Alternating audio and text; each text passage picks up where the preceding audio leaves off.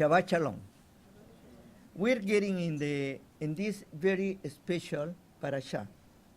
And this parasha is very, very controversial, very difficult for the rabbis, for our sages, or even for everybody who read it. I always say this parasha could be the easy one or the most complicated one, all depending how you see it. Start and continue about the parashas before, about developing the idea about the Mishkan, the place of meeting, the sanctuary, the construction of the sanctuary. And it's going to stop in chapter 32, and it's going to come the Egel Sahab, or the golden calf, the sin of Israel. And this is like a very, very bad moment for Israel. You know, when it was a very critical, was a crisis, and literally, Israel was going to dissolve, was going to disappear. After all that the Creator has done, you know, Israel was in the borderline to disappear as a nation. What would happen if Israel disappeared as a nation? What will be the situation even today? And we need to think about what really happens to understand, because sometimes we talk about the theological understanding, the philosophical understanding, and this understanding, but let's talk as human beings at the time of Israel coming out. You know, one of the things that bothers me a lot is when I hear our dear rabbis, our sages, sometimes to blame somebody else for their own mistakes. You know, I call it passing the buck. No, one of the things, I was writing a note to myself, one of the things about the Torah that is bluntly honest, tell you like it is, and talk about our heroes of the faith the way that they are. They don't put any makeup, they don't cover up, they don't make it, they don't try to make it more prettier or more holier than thou. What is different to other religions? That their leaders, they become innocent and pure. No sin, nothing. They are totally pure. In the Torah, every one of our leaders has a fault. No one can escape. And it's told. And it's how they deal with their faults what have made them great. And here we are going to see the golden calf.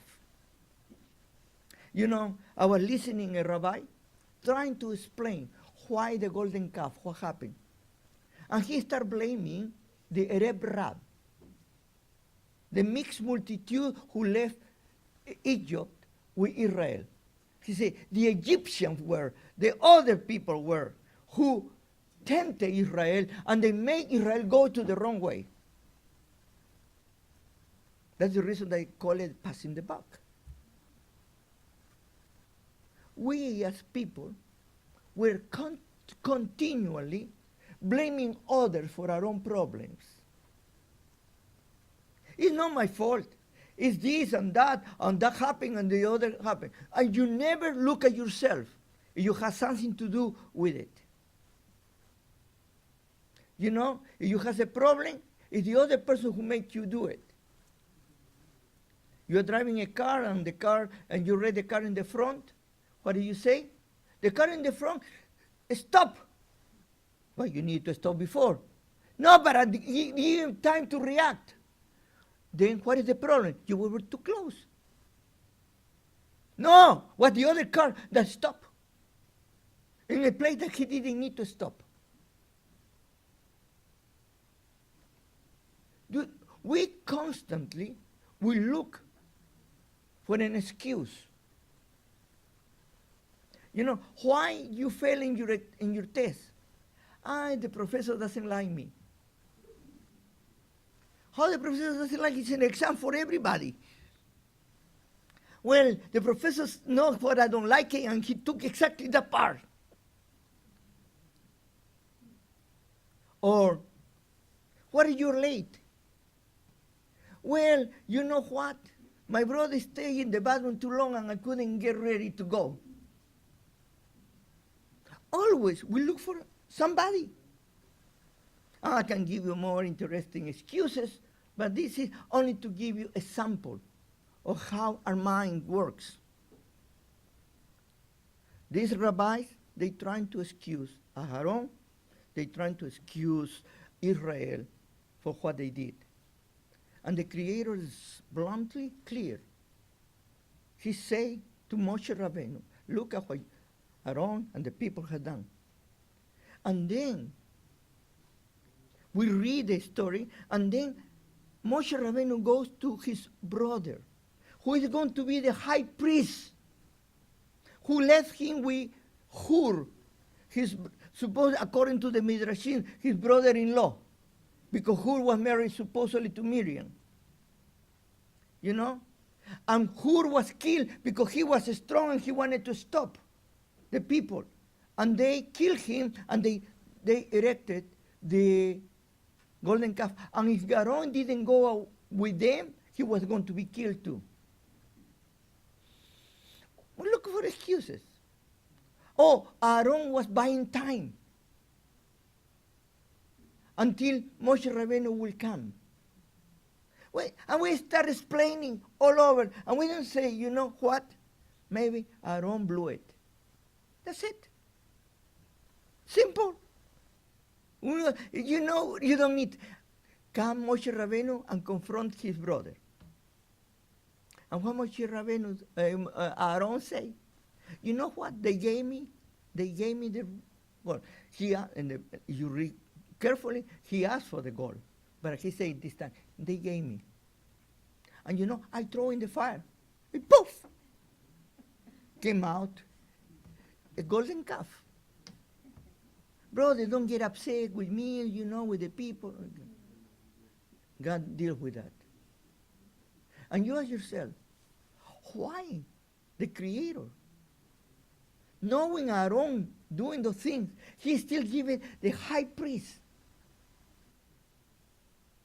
And you're going to see, I always give this example that I like it very much.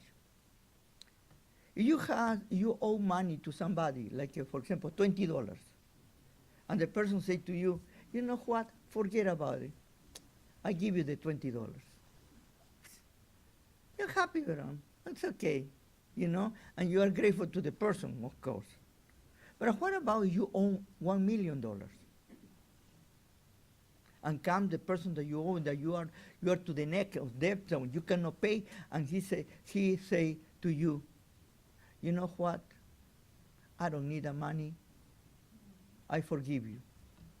You take it. But do me a favor. The same way that I'm helping you, you help others. How the person who will be more grateful, the one that was owed $20 or the one that was owed $1 million? It's obvious, no? You have forgiven me $1 million. Man, I want to be grateful to you until I go to my tomb. Look at how much the Creator forgave Aaron. And in that gratitude, Aaron became the high priest, and he was a very good high priest. And he has a situation very difficult that we're going to see later on with his sons. But he dedicated his life because he was eternally grateful to what the Creator has done in spite of what he did. Then we see Moshe Rabbeinu and the Creator. And this is what I call it the ping-pong game. The Creator said, Moshe Rabbeinu, look at your people who you took out of Egypt. That's what the Creator said to Moshe. And Moshe Rabbeinu said to the Creator, how are you going to punish your people that you took out of Israel, out of Egypt? Then, which people were Moshe Rabbeinu people or were the Creator's people? And each one was like, why the Creator is doing that? Because until that moment, Moshe Rabbeinu had not appropriated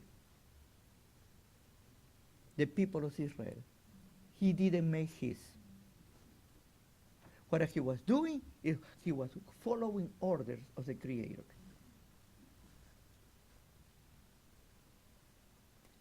Let me make a parenthesis here. I need to ask you this question.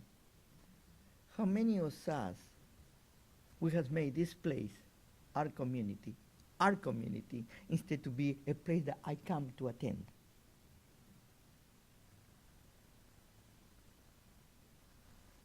Because this is very important to search ourselves. No? Then, finally, it's Moshe Rabbeinu who intervenes to the Creator, because the Creator says, don't worry, Moshe. I'm going to be like in the time of Noah. No? I'm going to destroy these people and I'm going to bring you new people. That's all. That's all I need to do. I can do that. And Moshe Rabbeinu start pleading to the Creator using logic, because maybe the Creator doesn't have enough logic. You know, maybe the Creator is not as smart as we are. And even some scriptures, they say that he repented. What he was doing? He has said, was allowing Moshe Rabbeinu to come to the understanding that they were his people. And you know when he crossed the line? When he said to the Creator, if you are going to do that to them, and you're going to abandon to them, what I would like for you, okay? What I would like for you to please erase me from the book, and do not take it against Israel. And the Creator gives a wonderful answer. They still resound in all the places. And this answer was, will be erased who? The one who does wrong, who his fault is. That is a principle of the Torah. Today, the religion that they teach you, don't worry, you can sin whatever you want to, and the only thing that you need to do is to have faith and to believe on something, and voila, all your sins are gone away, and somebody else is going to pay for your sins. What a wonderful teaching. But what a teaching that sounds so beautiful for certain people, especially for the one who loved to blame, to pass the buck to somebody else. But what is the problem? The Torah tells you, and the Tanakh tells you to Ezekiel and Jeremiah too, and other portions they teach you in the Tehillim, in the Psalms, what they teach you? That you are the only one that is responsible for your actions. Nobody else. And you cannot pass the buck to others.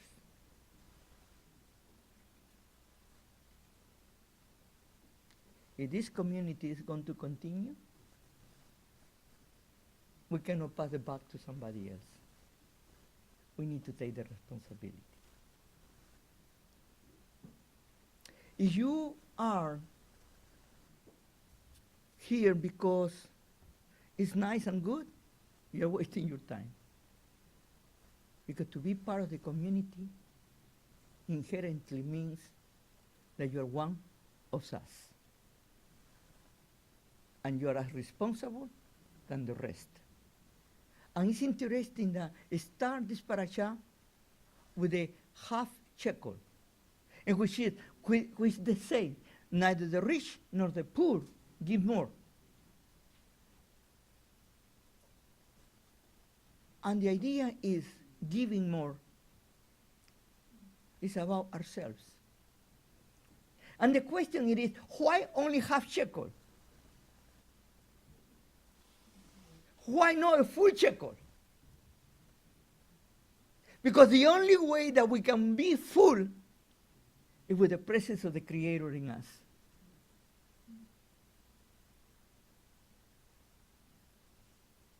Now you understand? I say this portion could be the most difficult portion, or could be the simple portion, depending where you are. If you are of those that they want to contemplate and to be difficult and to think beyond your capabilities, maybe this is not enough. Too simple. But if you are those ones who really are looking for having a relationship with the Creator, that you humble yourself before Him, you want to see how you're going to grow. Then, my challenge again to you, how you giving you half shekel in order that the Creator take the other half to be one with you? How we taking the responsibility for our own things, or we are trying to pass in the buck to somebody else. May the Lord bless you, keep you, and keep doing this Shabbat His blessing to all of us. Shabbat Shalom.